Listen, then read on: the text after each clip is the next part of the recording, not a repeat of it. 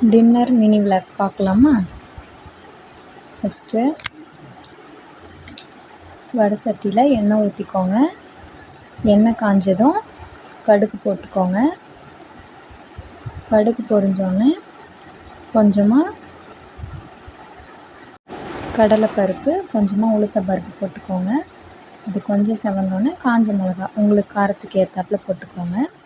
பூண்டு ஒரு 4-5 பல் போட்டுக்கோங்க. இஞ்சி அது கூடவே ஒரு துண்டு இஞ்சி சேர்த்துக்கோங்க.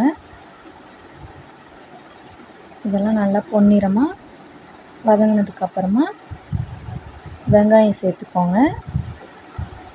வெங்காயத்தை சேர்த்து நல்லா பொன்னிறம் ஆகிற வரைக்கும் வதக்கிக்கோங்க. ஒரு 3 நிமிஷம் 2 நிமிஷம் கழித்து வதக்கிட்டே இருங்க. நல்லா வெங்காயம் வதங்கணுங்க. வெங்காயம் நல்லா வதங்கினா தான் டேஸ்ட்டாக இருக்கும். அப்படியே இட்லியும் ரெடி ஆயிடுச்சு.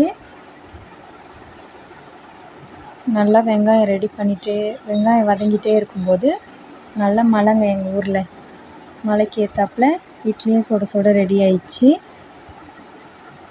சட்னி ரெடி பண்ணிகிட்ருக்கேன். வெங்காயம் நல்லா வதங்கினோடனே தக்காளி சேர்த்து நல்லா வதக்குங்க.